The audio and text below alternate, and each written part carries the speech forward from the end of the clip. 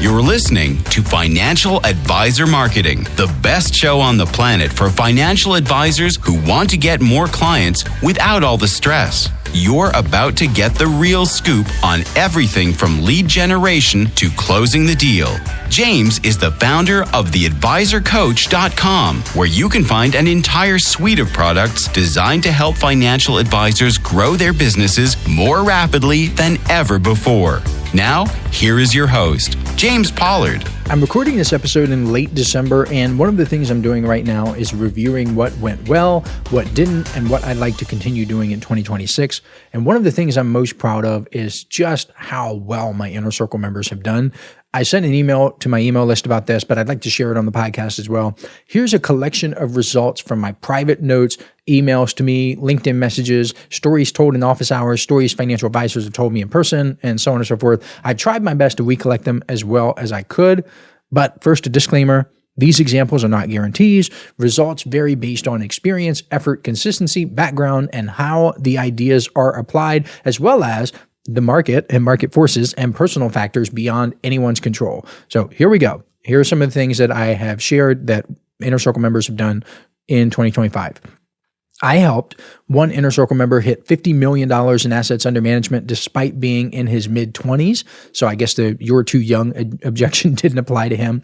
He is absolutely crushing it, and he's doing extremely well. He's doing a lot of stuff on LinkedIn specifically. I helped another financial advisor in Lancaster, Pennsylvania, dominate the retirement niche and generate several booked appointments every single month. And admittedly, it wasn't that difficult to do because it was ranked as the best place to retire by U.S. News and World Report. So all we had to do was run with that in a direct mail campaign. We told the story. We shared the source. We said, hey, why not work with me in the best place to retire and really enjoy your retirement? Are you getting the most out of your retirement? If you're living in the absolute best place, why settle for anything less than the best? I helped another financial advisor in Naples, Florida. I've got a lot of Inner Circle members in Florida for some reason. But this guy, we did the same thing in the retirement niche. Naples is one of the hottest retiree markets in America. There's a lot more money there than in most cities. And it's a great market. I mean, Southwest Florida in total is a fantastic market. If you're a financial advisor and you're in Southwest Florida and you are not raking it in right now, you are doing something extremely, extremely wrong. Another Inner Circle member got clearer on his niche and immediately increased his closing ratio with prospective clients. I'm not sure if it doubled exactly, but it was pretty darn close. Another Inner Circle member created a lead magnet specifically for the Christian market, even turning it into a published book on Amazon. One of the office hours sessions had this lead magnet in it, and he shared it, and we went through it, and that was really cool. A lot of people thought that was pretty awesome. Another advisor grew his email list from less than 200 subscribers to more than 1,500 in a few months using simple Facebook ads. Again, this was a story that was shared in office hours. I think it was. We talked a lot about email marketing in a lot of office hours sessions, so I'm sure this is one from office hours. I've helped several Inner Circle members turn their in-person seminars into webinars that run automatically with no involvement from them. And at the time of this recording, I've got financial advisors in my email inbox right now asking about how to do this. And I'm helping them with the software and the tools and what to do and what to say and how to change the ending and how to follow up and all that stuff. We are working on that right now. Two of them I know they're going to take my advice because they've taken pretty much every piece of advice I've ever given them. Another financial advisor, I'm not so sure. Hopefully he does because he could make a ton of money doing it. Another Inner Circle member rewrote his website messaging and saw inbound inquiries jump from one every couple of months. Can you believe that? Only one every couple of months to multiple per week, all without paid traffic, simply because he made the most of the traffic he was already getting. He was getting a ton of traffic, but the traffic was not turning into leads. And he just had to change his messaging in order for the traffic to say, oh, this is exactly for me, and I should reach out to this financial advisor. Not super hard stuff, but it's something that he needed help with. Another advisor started commenting on LinkedIn. So he was cold messaging and sending all the spray and pray and using these stupid automated services that just absolutely wrecked his reputation. But he was rebuilding and he started commenting on people in his market, and he added over 1,200 connections in 6 months, and he got 9 new clients from LinkedIn. That was amazing. I love that one. Another inner circle member committed to the same LinkedIn process, like 10 minutes a day, and got 6 booked meetings in a month. He didn't use any ads. He didn't use any automation. He didn't use any cheesy outreach scripts. He didn't message a bunch of people. Well, I'm sure he messaged a bunch of people, but what I'm saying is he did not just message every day. He actually engaged with people and had real conversations. Another one used a short re-engagement email to a list of about 1,100 dormant subscribers and booked 3 meetings right away, including prospects who have been silent for years. I don't really recommend ever getting yourself into a situation where you have to do a re-engagement email, but if you are, it is possible, but it's not ideal. I would not recommend it. I helped a lot of advisors test direct mail campaigns. We talked about direct mail a lot in office hours. I'm not going to go on and on about that. I helped who knows how many financial advisors increase their fees and finally charge what they're worth. I hope they have raised their fees again by the time you listen to this in 2026. I hope they've done it again. I could keep going, but you get the idea. And what makes these stories so satisfying to me is that none of them required any gimmicks or viral tricks or doing things that felt out of alignment with who these advisors were. In most cases, the work was very simple. It just wasn't obvious until I pointed it out. And again, it's not 2026 yet, but as I look forward to 2026, and this is the kind of work I want to keep doing. I want to help good advisors clarify what makes them different. I want to help them communicate it better. I want them to build better businesses that don't depend on luck or this constant hustle. And actually, that's a perfect segue into the topic I have for you today, which is how top financial advisors grow faster with less marketing. But let me be clear.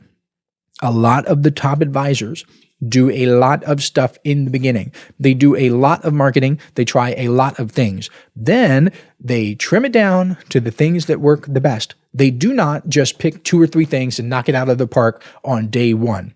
With that said, there are ways to speed up the process because growth doesn't come from doing more. I mean, it kind of sort of can, but in this case, it comes from doing more of what works. Financial advisors who are hitting record numbers and growing 20 or 30 or 40% or more understand this concept at a very deep level. They do not reinvent the wheel. They do not chase shiny objects. Instead, they learn what already works and do that. Or they look at what they have done in the past that worked for them and they just do more of that. They reuse their winners relentlessly. I'll give you an example. I mentioned that I'm recording this episode in late December. Well, another thing I'm doing this week is planning out my LinkedIn and email content for 2026.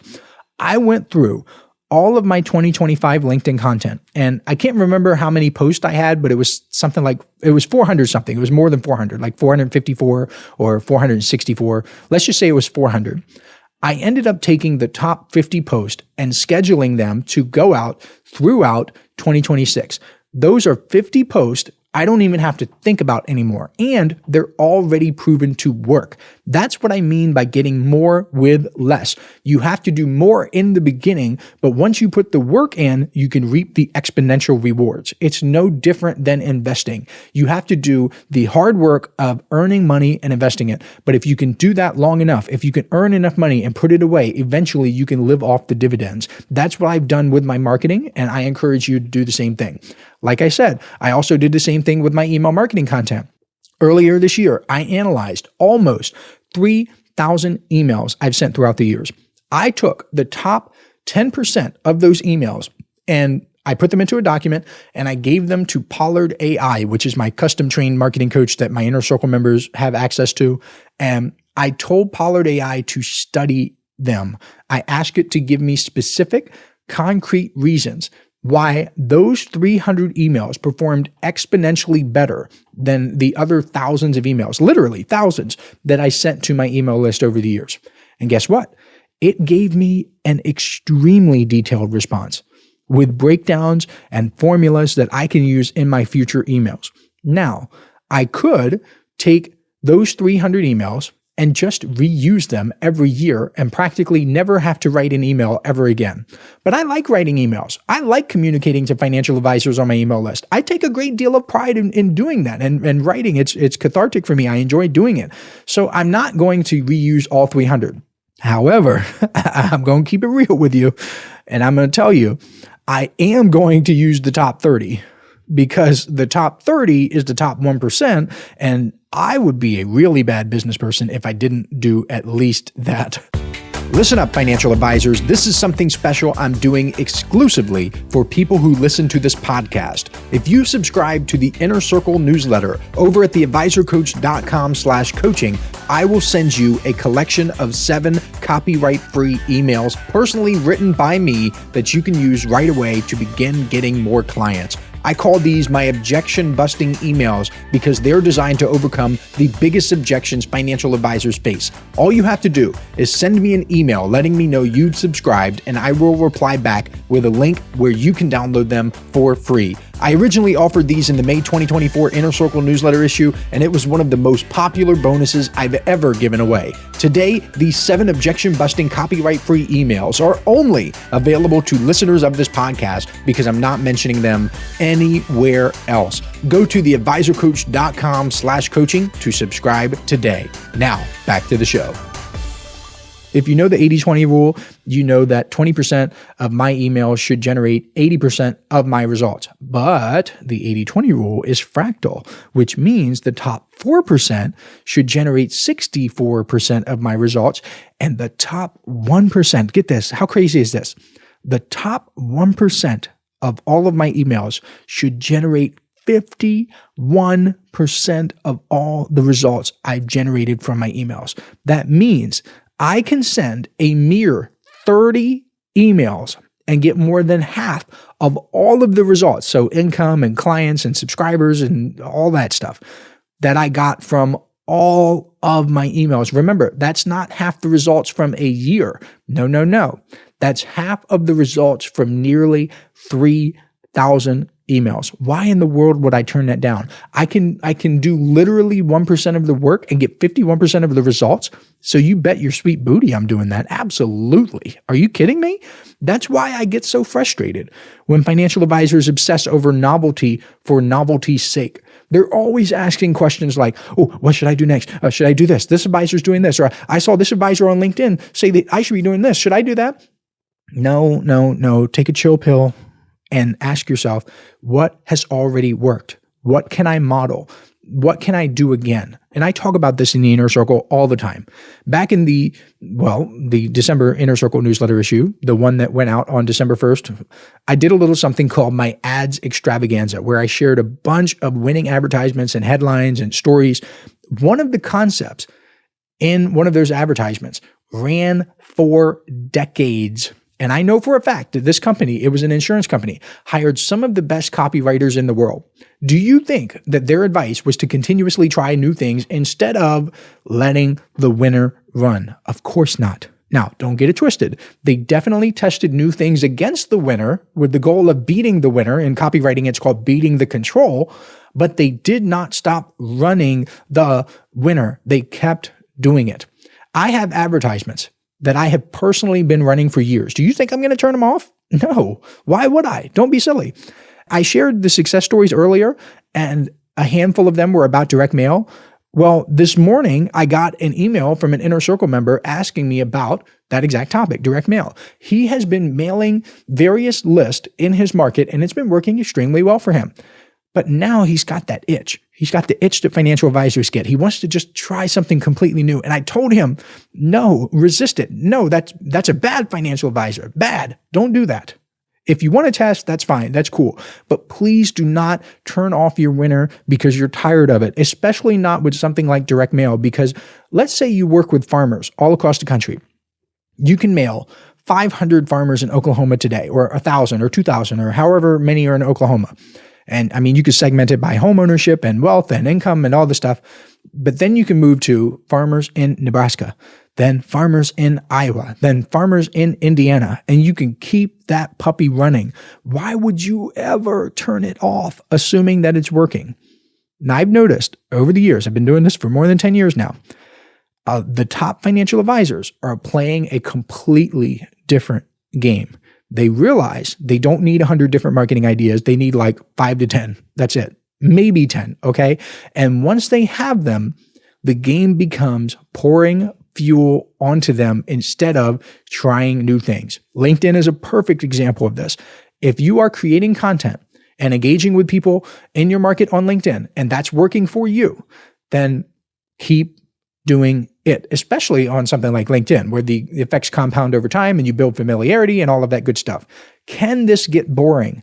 Yes, but would you rather have novelty or would you rather have cash in the bank? I just confessed to you that I chose novelty with my emails, because if I was all about the cash, I would just take the 365 best performing emails and keep reusing them every year and go sip Mai Tais on the beach somewhere. So it's not always about the cash. We're not robots. We're human beings with feelings and emotions and desires and all of that. But assuming that you're not super emotionally attached to any one marketing strategy like I am with my emails, then you're probably better off choosing the cash. And here's something I wish more financial advisors knew. Marketing breakthroughs are rarely original. They're borrowed. If someone else has already spent thousands of dollars testing an ad or multiple years perfecting a LinkedIn strategy, why in the world would you start from zero? Why would you try to build everything yourself from scratch? That's the idea behind the entire inner circle, honestly, because I share the stuff that is working, not theory, not speculation, actual winners, because seeing what works gives financial advisors a shortcut. It shortens their learning curve. That's how they reverse engineer success. They look at what works, they ask why it works, and then they adapt the psychology behind it. They may not copy it. In fact, I actually recommend that financial advisors do not copy. I want them to model success, but they're not reinventing the wheel. When you analyze marketing strategies, you should not just copy the tactic. I don't care about the tactics themselves. I care more about stuff like the tone and the structure and the promise and the emotional hook and the pacing and the belief shifts and all of the stuff that goes into good marketing. That gives you a massive competitive advantage because you're standing on proven ground and other people probably aren't. The best financial advisors are relentless students of what works, and they're smart enough to put their egos to the side and listen to someone else. And this might be a little bit too deep for a free podcast episode, but here it goes. I'm going to try it anyway. Lots of financial advisors are unconsciously using their marketing as a form of self-expression. Let me say that again. Lots of advisors are unconsciously using their marketing as a form of self-expression. My electric company has never asked me how expressive I was when I'm paying a bill. Back when I had a mortgage, my mortgage company never wanted to know if I did something original to earn the money. It never happened. But advisors want to feel creative and original. They want to feel like they're doing something new and expressing themselves. And there's nothing wrong with that, assuming you're consciously doing it with a purpose. But it is a dangerous way to build a business if results actually matter to you. Top advisors treat marketing as an engineering problem. If something produces qualified conversations, they do not question it. They don't overthink it. They don't abandon it because it feels repetitive or boring. They just let it work. And when it stops working, they don't panic because they already have the data. They already know what resonated before. It makes it so much easier to just iterate instead of guessing. And it's also why they don't chase every new platform or trend. They pick a small number of channels that fit their strengths and their audiences, and they go deep instead of wide. Depth creates leverage. Depth creates familiarity. We talked about that in last week's podcast episode about the longer lead magnets. Depth creates, if you remember, trust, credibility, and rapport. And that's the part most people miss. Familiarity is not built by, in fact, it cannot be built by constantly changing your message. You have to say the same thing over a long period of time. The advisors who understand that end up sounding clear and confident because their messages finally break through. Let's try a little test. If you're a long-time listener to this podcast, you likely associate these messages with me. Here, how many of you think of James Pollard when you hear this? Pick a niche market. Have multiple marketing strategies. Treat marketing like an investment. Let compounding work in marketing. All of those things are things that I say repeatedly. I don't switch up my messages. I've been talking about them for years. When you consistently show up with the same strong ideas, prospects start doing the comparison for you. They notice that you're the one who keeps making sense. You're the one who keeps showing up. You're the one who sounds grounded while everyone else is just experimenting. And that's how trust is built without trying to explicitly build trust. So if you're sitting there thinking that you need all of these ideas and strategies and tactics, you probably don't. You probably need fewer ideas and more commitment to the ones that already work. So the bottom line is this. The advisors who grow the fastest are not the ones with the most ideas. They're the ones who recognize which ideas work and have the discipline to stick with them long enough for the results to compound. And yes, that can feel boring. I keep saying this. Yes, it can feel boring. It can feel repetitive. But boring marketing built on proven ideas beats exciting marketing that never compounds. So if you take anything from this episode, let it be this. You probably do not need more marketing itself. You just need more leverage from the marketing that already works. And if you'd like to work with me directly to help you improve your marketing, I highly encourage you to check out the Inner Circle over at theadvisorcoach.com/coaching. It's legitimately the best thing I offer. And if you can't get results with that, then you probably can't get results with anything else on the planet. Whew, what an episode this week. I am so thankful to have you as a listener, and I will catch you next week. This is thepodcastfactory.com.